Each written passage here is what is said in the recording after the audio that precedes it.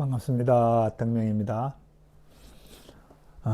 오늘은 대성종종분 두 번째 시간입니다. 마음을 일으키라 해서 두 가지 마음을 일으켜야 된다고 말씀드렸습니다. 하나는 일체중생은 무여열반에 들도록 제도하겠다라는 이 큰 마음을 일으키라 그랬고, 두 번째는 그 중생들이 사실은 제도받은 중생은 아무도 없다고 생각하라는, 모든 게 실체 없다는 마음을 일으켜야 된다. 이렇게 두 가지 마음을 건강하게 일으키라고 그랬어요. 근데 이제 저번 시간에 첫 부분 무여열반에 들기에 제도하겠다, 이 마음을 일으키는 의미가 뭔지 좀 길게 설명을 드렸어요. 이것이 굉장히 중요하기 때문에. 그리고 그렇게 해석하는 사람이 아무도 없어가지고 제가 좀 답답해서 좀 길게 설명을 했어요. 그래서 혹 그 앞에 동영상을 보지 않고 지금 여기 들어와서 이걸 보시는 분은 꼭 앞에 대성종종부 1 그거를 꼭 보시기를 바랍니다. 진짜 중요해요. 그 부분은 아무도 이야기를 안 해요.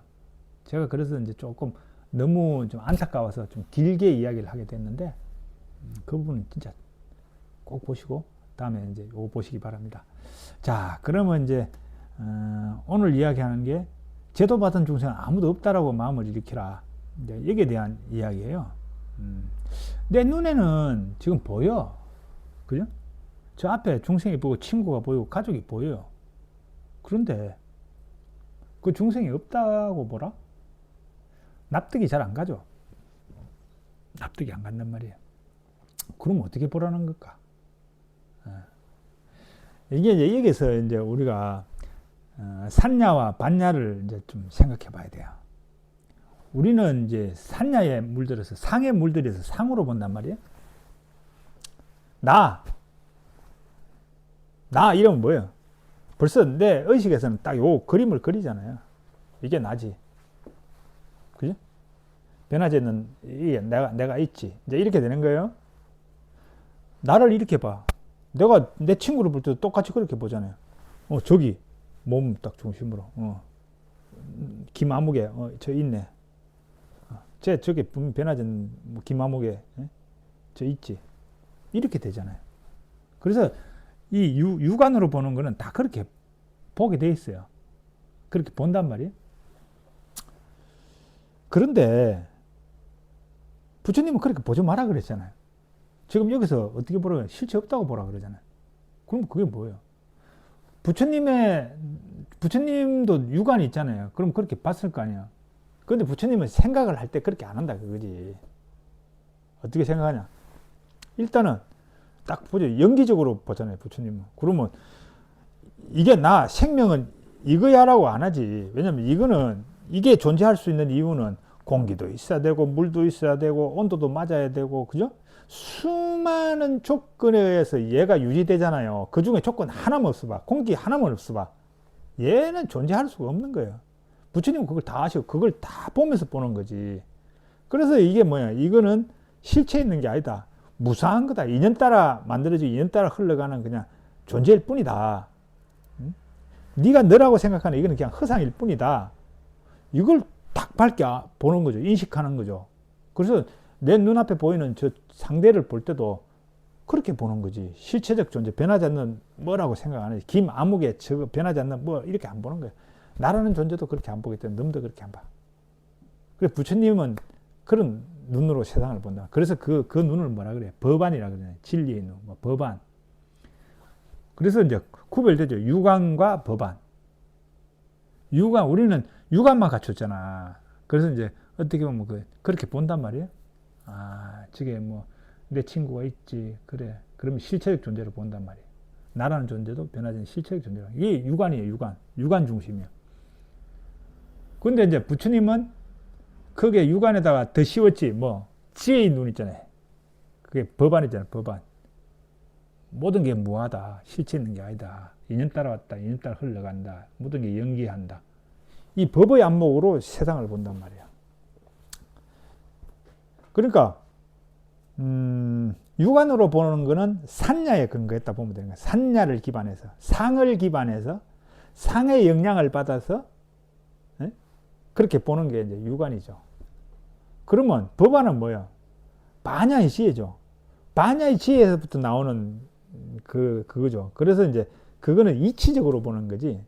그래서 법안이라 그러죠. 이치적으로 보는 거. 그죠? 그 차이가 있는 거예요. 그래서 이제 이제 상을 설명할 때 제가 이제 하긴 할 건데, 그 상으로 본다고 하는, 산야로 본다고 하는 거는 이 첫 번째 개념이 이제 뭉뚱그려서 어떤 한정을 시켜. 그 다음에 여기에 실체적 존재. 누구? 그렇게 이제 그걸로 보게 되고, 또 개념을요. 누구? 인간. 인간이라는 게 개념이잖아요. 인간이 만든 개념이잖아요. 그렇게 이런 개념들을 넣어가지고 이제 인식을 한단 말이에요. 이게 산야적 인식이에요. 근데 반야적 인식은 모든 게 인연 따라 왔잖아요. 인연 따라 흘러가.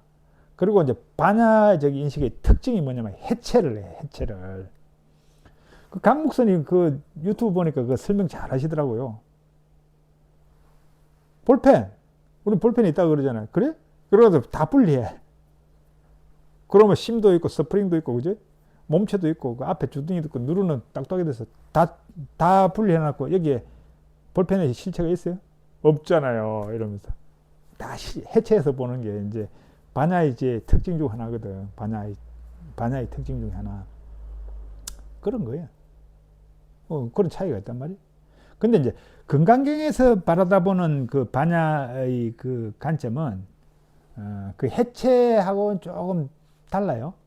금강경에서 이야기하는 거는 금강경에서 하는 이야기는 첫 번째 나오는 게 중생은, 제도받은 중생은 그 중생이 없다고 생각하라.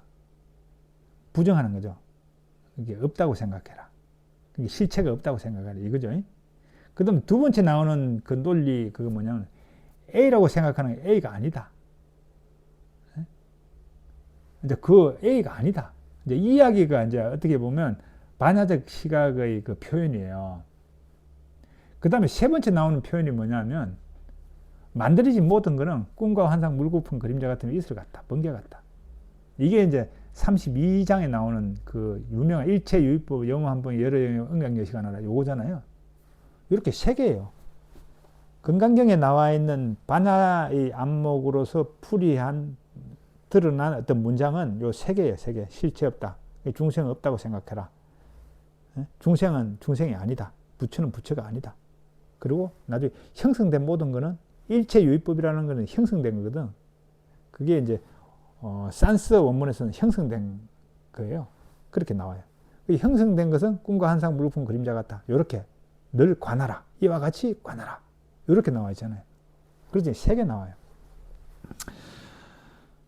그러니까 그렇게 이제 그 인식을 해야 된다 그거예요. 그게 이제 법이에요. 법안. 금강경은 이제 그렇게 인식하라는 거지. 자, 그러면 우리가 이제 그런 법안으로 인식하는 그것을 확립을 해야 되잖아요. 그러니까 부처님의 그 안목, 법의 안목을 우리가 확립을 해야 되잖아. 그걸 이제 비유로 들자면 이에다가 법의 눈의 색깔, 예를 들어 그게 법의 그 색깔이 녹색이면 녹색의 그거를 여기다 탁 씌우면 이게 확립이잖아요. 그러면 내 안경이 예를 들어 이게 녹색이면 이제 그때부터는 다 녹색으로 보이거든. 녹색으로 보일 때까지는 끊임없이 일으켜야 된단 말이야, 마음을. 어떤 마음을. 모든 게 꿈과 환상, 물고품, 그림자 같은 게 있어갖고 번개 같다. 실체가 있는 게 아니다. 아니다. A는 A가 아니다. 그럼 묻겠죠. A가 아니면 뭔데? 이러면 그거는 꿈과 환상, 물고품, 그림자 같은 게 있어갖고 번개 같다. 이렇게 생각하라는 거예요. 다른 거 없어요. 그 금강경에서 보면 뭐 그 해설하는 분들이 A는 A가 아니요. 그래서 이름이 A다. 뭐 이런 거 있잖아요. 그 논리를 부정의 논리 이러면서 막 이야기를 하는데 그냥 단순하게 생각하면 그거예요. A는 그러니까 우리는 보통 A를 보면 A다 이렇게 생각하잖아요. 볼펜, 저거 볼펜이지. 저거 사람이지. 이러잖아요. 근데 사실은 그 우리의 그 개념, 우리 생각에 만든 그냥 개념이잖아요. 그러니까 A는 A가 아니다. 그렇게 말하는 거예요. 그러면 물을 거 아니에요. 그러면 A가 아니면 A는 뭔데? 이렇게 물을 수 있잖아요. 그러면 설명을 해야지. 그런데 사람들은 그 건강경 해설하는 사람들은 이상하게 그걸 또 막 다른 데서 이제 그 중간 있잖아요. 그 용수의 중간학 뭐 이런 거 막 그런 걸 가지고 부정의 논리라면서 막 어렵게 설명을 해요. 근데 아니 그거 어려운 거 아닌데 왜 저렇게 설명하지? 저는 그런 생각이 들어요. 그냥 나오잖아요. 쉽게 생각하면 A가 아니야. A가 아니다. 왜냐면 볼펜은 볼펜이 아니야. 내 개념이 만들었어. 그러면 물을 거 아니야. 그럼 볼펜이 볼펜 아니면 뭔데?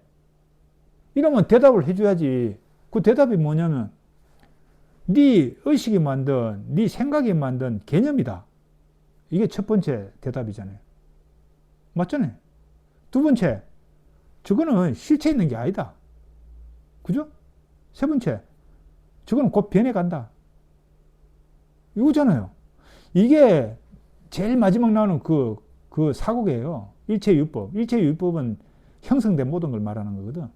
다 형성된 거는 꿈과 환상, 물부품, 그림자 같은 게 있었고 번개 같다. 딱 그 이야기잖아요. 그렇게 보라는 거잖아요.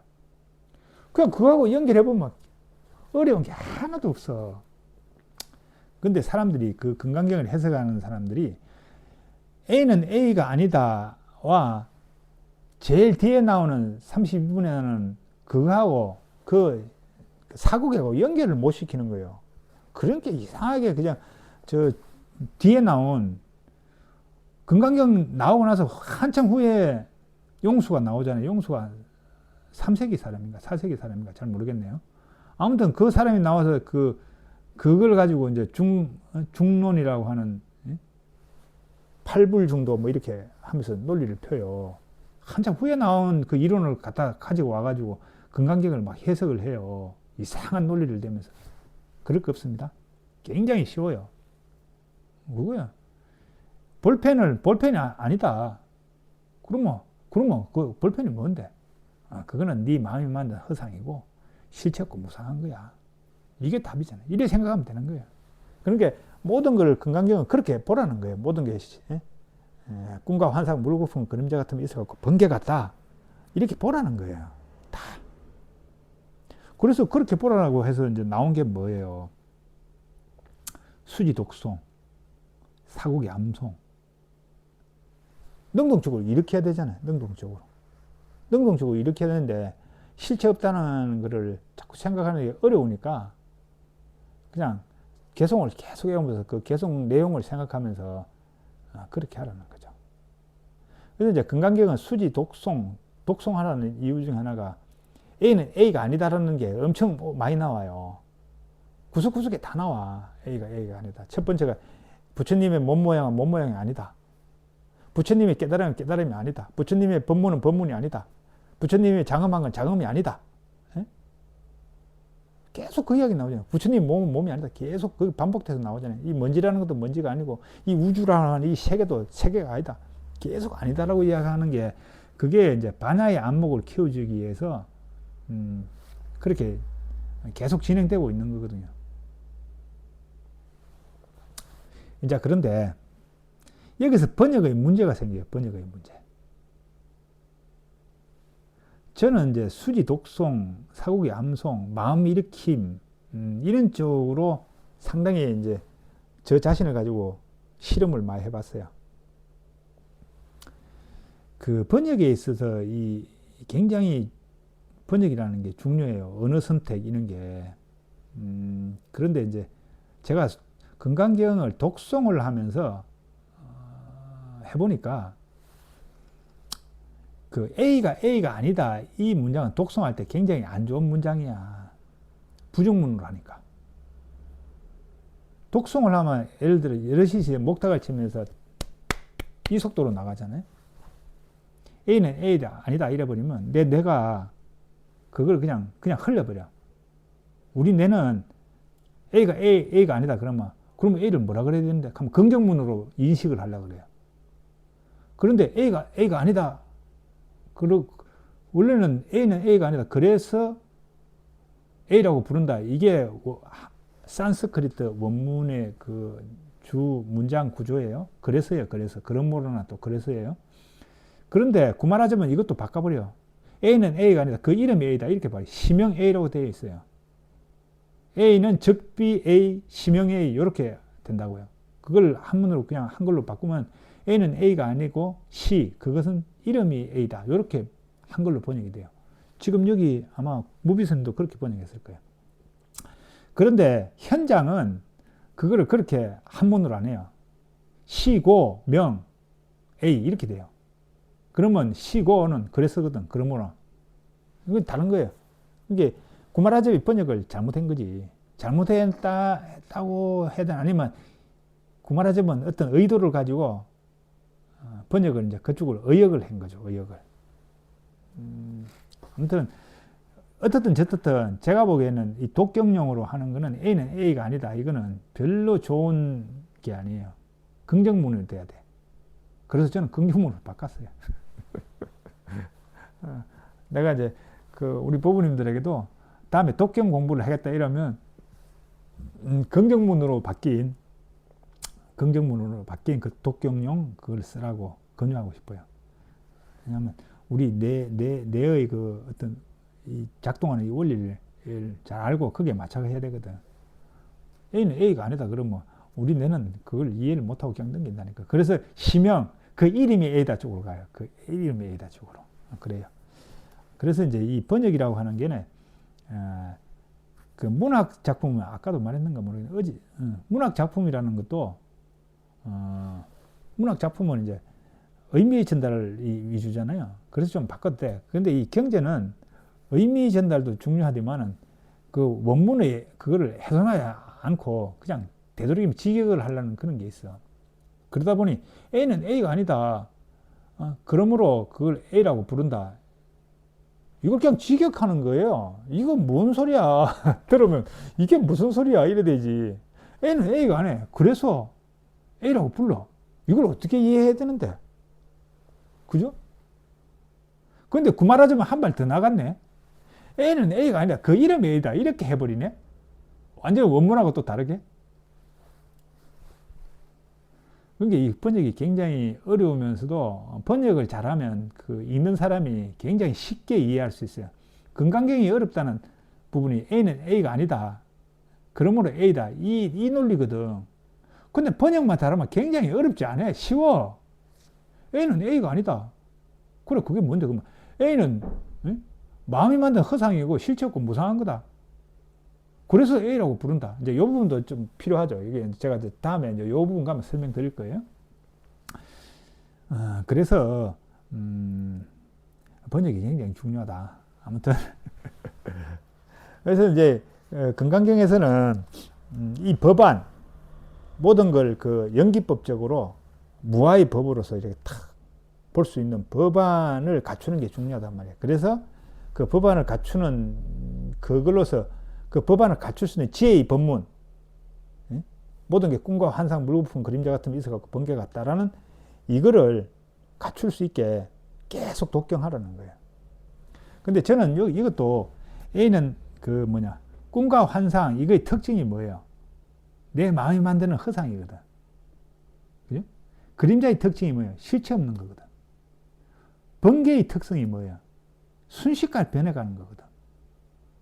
그래서 저는 이거를 번역할 때 A는 A가 아니다. 이거를 그냥 A는 마음이 만든 허상이야. 그래서 그 허상이라는 것도 흔적으로 바꿨어요. 그거는 다음에 설명드릴게요.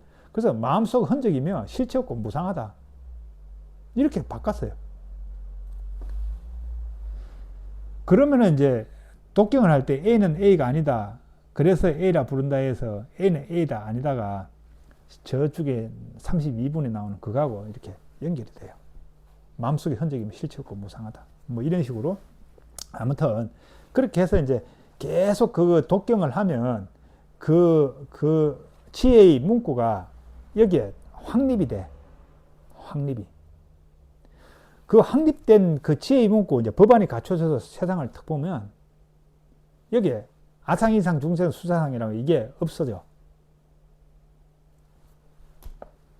그러면 어떻게 돼요? 마음이 한마디로 머무르는 데가 없어. 걸림이 없어져요. 그래서 저는 요 지혜의 법문 이 부분을 실체 없다고 마음을 일으키라. 그렇게 해서 이 마음속에 아상이상 수자상 이런 것들 다 비워내는 거, 이걸 통찰 텅빔이라는 이 새로운 단어로 딱 개념 정리를 했어요. 통찰 텅빔이 곧 지혜다. 부처님이 지혜다. 이런 식으로 이제 정리를 했죠. 아무튼 그렇게 해서 수지 독송을 쭉 해나가면 안목이 갖춰진다. 이게 이제 건강경의 뭐라 그럴까, 핵심 가르침이에요. 그리고 이제 제가 건강의 핵심 이야기하면서 했잖아요. 건강경은 누구한테 한 법문이라고요? 우리 부모님과 같이 가정생활하고 직장생활하고 그 세상과 더불어 거기서 어울려 살아가는 사람들 대상으로 법문한 거라고요. 그래서 부처님이 안목을 갖추려면 모든 게 실체 없다, 무상하다, 꿈과 환상, 물거품, 그림자 같다, 저것도 이제 마음속의 흔적이다, 이런 걸 계속 생각하면서 계속 읊으면 그건 눈이 갖춰져요. 근데 제가 처음에 아무튼 실험을 하면서 그 구마라접의 범소유산 개시 허망 이거 가지고 해봤거든요. 근데 여기서 뭐랄까 거부가 반응이 일어나더라고. 허망이라는 단어가 상당히 이제 부정적 언어잖아요. 우리 일상 용어에서 모든 게 허망해, 이게 약간 부정적 언어다라고 보다 보니 저는 상당히 긍정적인 사람이거든. 그러다 보니 그 문구가 좀 이렇게 거부 반응이 일어나더라고. 그런 게 있더라고요. 그래서 이제 뭐 여러 가지 하다가 좀 부정적인 개념이 아닌 그대로 나타날 수 있는 게 뭐냐. 그래서 이제 결국 이제 없어서 그냥 제가 만들었어요. 마음속의 흔적. 그렇게 했죠. 그래서 저는 마음속의 흔적 이러면 모든 문제가 해결돼. 정말. 걸리는 게 없어. 왜? 모든 게 마음속의 흔적이거든. 마음속 흔적이 아닌 게 있어요? 없습니다. 모든 부처님의 말씀도 부처님 마음속에 일어난 흔적이 아무것도 아니야. 지금 이렇게 하고 있는 거 이것도 제 마음속에 일어난 흔적을 표현할 뿐이에요. 그리고 이걸 듣고 있는 우리 부부님들도 지금 들으면서 들음이라고 하는 이 경계에서 거기서 또 반응하면서 일어나는 마음속의 흔적이에요. 생각일 뿐이에요. 이렇게 세상을 딱 보는 이게 법의 눈으로 보는 거거든. 그러면 이제 어떤 곳에 집착하지 않고 머무르지 않게 되는 거예요. 지금 건강경은 그 이야기를 하고 있는 거예요. 그래서 끊임없이 그것을 암송하고 사유하고 자기 삶 속에 적응해보고 그렇게 하면 그 법의 안목이 갖추어진다. 이야기를 하는 겁니다. 별로 안 어려워요. 자, 그리고 이제 세 번째, 아상, 인상, 중생상, 수자상.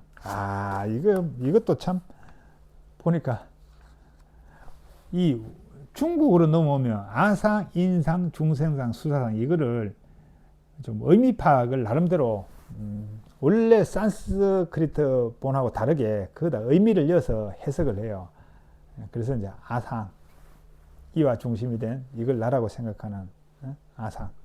다른 사람과 구별된 나는 인간이다 생각하는 뭐 인상, 중생. 하여튼 그래서 그 스님들마다 그 의미를 다르게 이제 해서 자기가 써먹고 있어요. 그렇거든요. 근데 이제 원래 산스크리트 원문으로 보자면 중요한 거는 산야예요, 산야. 산야적 인식을 하는가. 그러니까 상을 중심으로, 상을 중심에 놓고 상적으로 사물을 보는가. 상을 허물로 상 없이 사물을 보는가. 이거거든. 상 없이 보는 걸 반야의 안목이라 그러는 거고, 상을 가지고 보는 게 이게 상이란 말이에요. 그게 중요한 거지. 아상이상, 중세상, 수상 이 개념은 하나도 안 중요해. 왜? 상이 일어나면 나를 볼 때 그거는 나 변하지 않는 나랑은 아트만 산야로 보게 돼 있잖아. 아트만으로 보게 돼 있잖아요. 그리고 아상이상, 중생상은 이걸 판단할 때 네 가지 개념이고, 바깥을 볼 때를 법상이라 그래요. 법상. 법의 산냐, 법이라는 존재를 말하는 거거든요. 뭐 다른 것도 있지만 법상 이럴 때 법은 존재를 말하는 거예요. 어떻게 존재. 그러면 저 존재를 볼 때 저걸 실체적 존재로 본단 말이야. 그게 산냐, 법상이거든. 법산냐, 달마 산냐. 중요한 건 산냐야. 산냐가 있느냐 없는가. 산냐를 가지고 보면 산냐적 인식을 하면 그건 문제가 돼. 괴로움이 만들어져. 산냐이 산냐를 빼버리고 반야적 인식을 하면 괴로움이 생기잖아. 지금 이 이야기거든. 계속 그 이야기예요. 산냐와 반야. 그러면 이제 원래 의미에서 아상은 뭐냐? 이걸 이제 아트만 산냐예요. 아트만 산냐. 저는 이제 제가 독경용어로 쓴 데는 이거 자아산냐라고 붙였어요. 이거는 뭐냐면 자기 자신을 변하지 않는 어떤 독립된 실체로서의 나가 있다고 생각하는 그 생각을 말하는 거예요. 그게 아트만 산냐거든. 그게 옛날에 인도 사람들은 여기에 변하지 않는 실체가 있다고 생각해. 그거 아트만이라고 그랬어. 아트만. 예? 저 바깥에 변하지 않는 실체는 브라만이라고 그랬고 여기에 있는 건 아트만이라고 그랬어요.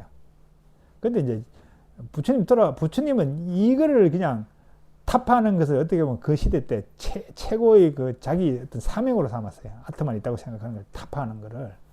근데 한 400년 좀 지나고 나니까 아니 부파불교 내에서 뭔가가 여기 있다고 생각하는 사람들이 또 생겨. 그래서 이제 금강경에서 경기를 하는 것이 부처님 그거 얼마나 아니라고 그랬는데 또 이거 아트만 뭐가 변하지 않는 실체가 있다고 생각하네 하면서 이제 그래서 이걸 끄집어 올린 거예요. 아트만 산냐 그런 거 없다. 그래서 아트만 산냐 아상은 결국 이제 여기에 변하지 않는 실체 어떤 게 있다 이렇게 생각하는 게 이 아트만이에요. 그 다음에 이제 우리가 말하는 인상은 뿌깔라 산냐라고 이제 그래 뿌깔라. 그거를 이제 뿌깔라라고 하는 어떤 인도 말을 구마라사 스님은 인간이라고 그런 거예요. 인간상, 인상이라고 이제 표현을 했어요. 근데 이제 현장 스님은 이걸 그냥 음력해. 뿌깔라로 그냥 해.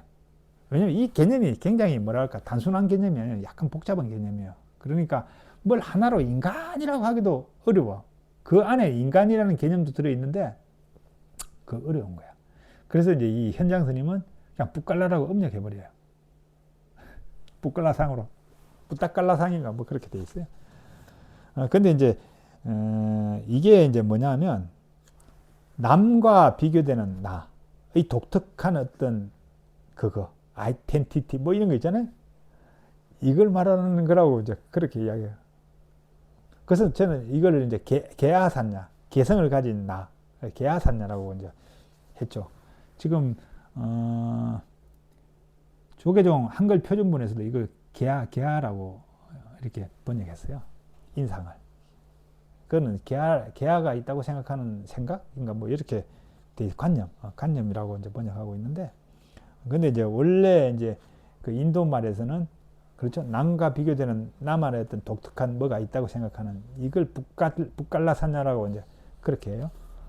그 다음에 중생산냐. 이거는 이제 사트바 산냐인데, 사트바. 보디사트바에서 사트바 그거예요.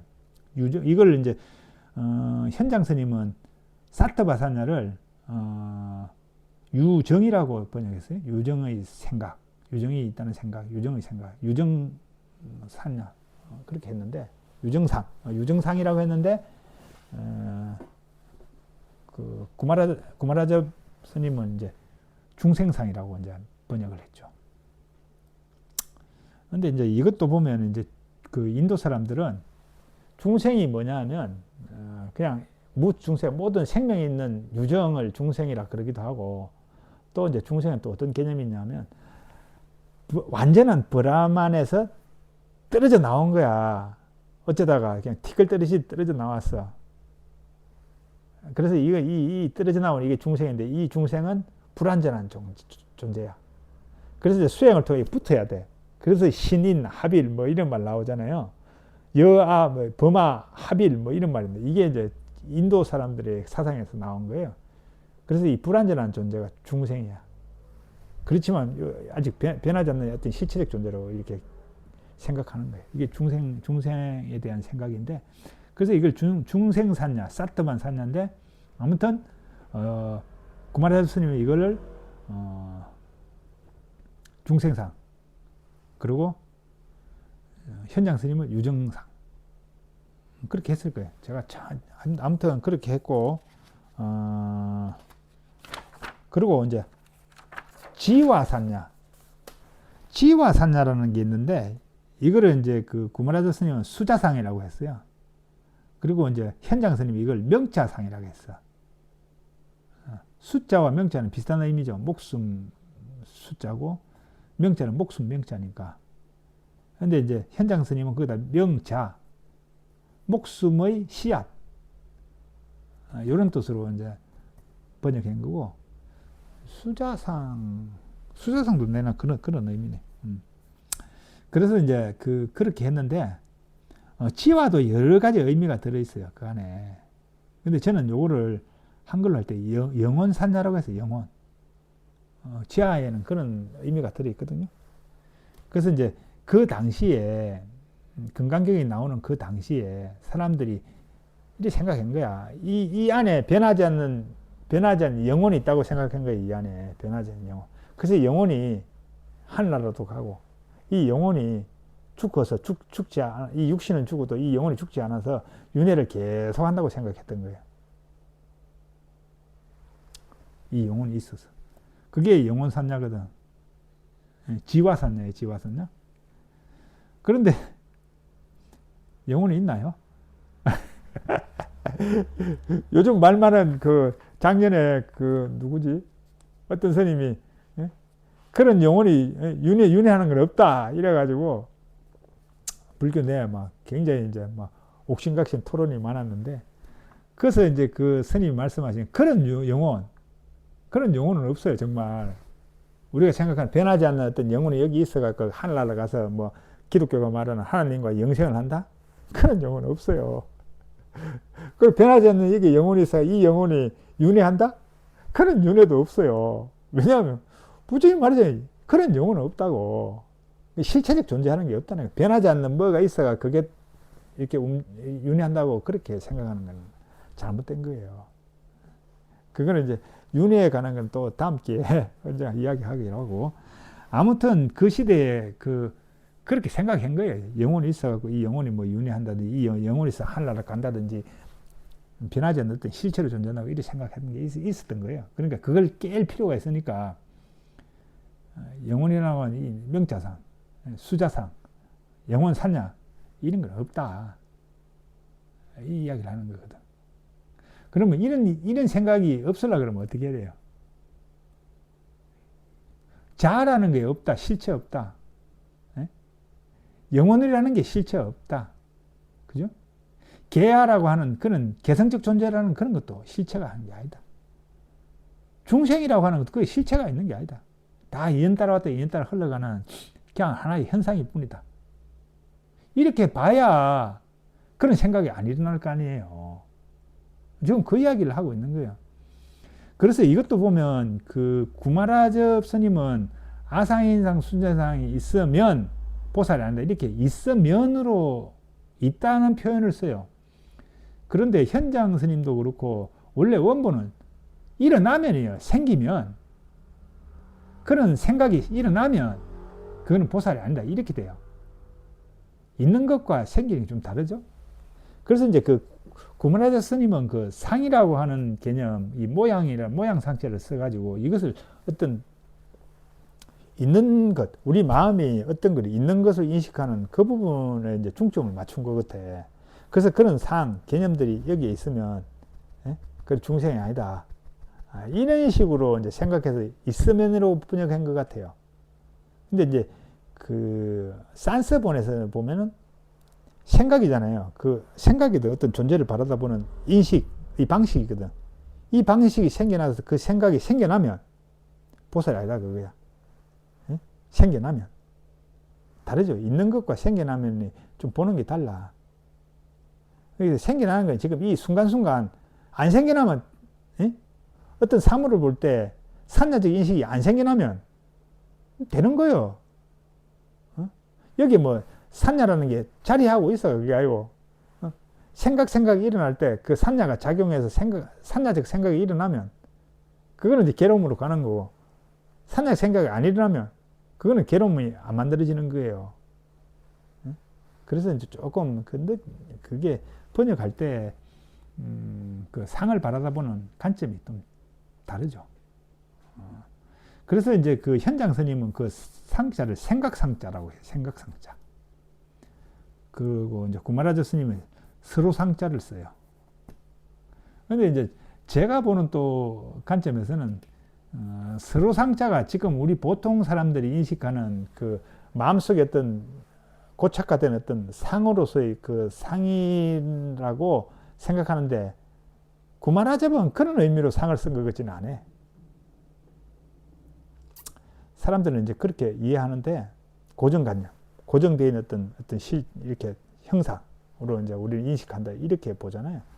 그런데 이제 그렇게 안 보여. 왜냐하면 인식의 방식이 어떤 사물을 보잖아요. 그럼 첫 번째 뭐예요? 육안으로 탁 들어올 때 이미지로 확 들어오잖아요. 그 다음에 그 이미지를 어떻게 해요? 한 번 더 생각하잖아요. 이미지를 이제 재구성하지. 그게 생각이잖아요.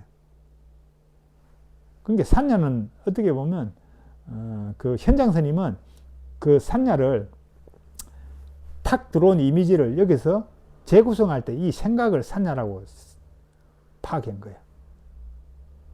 그렇게 해서 이제 생각 상자를 쓴 거고, 원래 원본 그대로. 그러면 구마라자 스님은 왜 여기 훅 들어오면서 이미지가 되는 첫 번째 생각하기 이전에 이 뇌에서 다시 이제 한번 재구성하기 전에 여기 들어오면 이걸 산야라고 인식했을까? 번역했을까? 저는 그 번역도 상당히 좋다고 생각해요. 왜냐? 우리 육안은 딱 보는 대로 판단하거든. 있는 그대로, 보통 우리 있는 그대로 판단한다고 좋아하잖아요. 근데 육안은 있는 그대로 보는데 그게 진실은 아니야. 그게 생각상자의 상이 그거예요. 왜냐? 나무 목변에 눈목이잖아요. 내 눈에 보이는 나무거든. 내 눈에 보이는 저 나무를 보면 저거 소나무, 저거 밤나무, 이렇게 인식하잖아요. 그런데 그렇게 내 육안으로 본 그 나무를 전체를 인식했나요? 아니잖아요. 내 눈은 그 나무의 흙 속에 있는 뿌리를 못 보잖아요. 보여지는 일부분, 내 눈에 보여진 그 형상에 한정돼서 저걸 나무야, 저걸 소나무야라고 규정했잖아요. 그 출발이 뭐예요? 내 눈에 보이는 저기에 충실한 거야. 육안에 충실한 거야. 그러니까 진실을 못 보는 거지. 뿌리를 못 보는 거예요. 그리고 산소와 수분과 온도 이런 거 눈은 못 보잖아요. 그 인식을 못 해. 그냥 한마디로 표피적 인식이야. 그러니까 이제 표피적 인식이 산야거든. 한정 지어놓고 그게 이제 실체라든지 그게 뭐라는 개념을 세워가지고 그거 한단 말이야. 그건 여기에 팍 들어오면 적극적으로 일어나는 인식이죠. 그 다음에 여기서 구성을 하지. 다시 한번. 개념으로. 이미지로 이제 구성을 한단 말이야. 그래서 이제 그 구마라자 스님은 여기 팍 들어오는 첫 번째 인식, 그걸 생각하기 이전에 그 팍 들어오는 거, 이걸 이제 상으로, 모양상자로 이제 그렇게 번역하지 않았나? 저는 이제 그렇게 생각해요. 근데 후대 사람들이 그거를 이제 마음속에 어떤 상이 딱 머물러 있는 이걸로 이제 다시 이제 그걸 그렇게 이제 해석했다. 이렇게 보는 입장이죠. 그래서 오늘은 또 시간이 이래 됐네요. 오늘은 이제 중요한 두 가지 부분에 대해서 이야기를 나눴어요. 한 가지구나, 한 가지. 마음 일으킴. 마음 일으킴인가 뭔가. 그리고 이제 모든 게 실체 없다는 이것이 무엇이고, 실체 없다는 것을 계속 그 법안을 이제 확립하기 위해서 끊임없이 수지 독송, 사후기 암송해야 된다는 거. 그리고 이제 그 문장을 독송할 때 그 문장이 A는 A가 아니다. 이런 문장은 별로 지혜로운 번역은 아니다. 이런 말씀도 드렸어요. 아무튼, 그리고 이제, 또 다음에 그 부분에 대해서 이야기를 나눠보도록 하겠습니다. 감사합니다.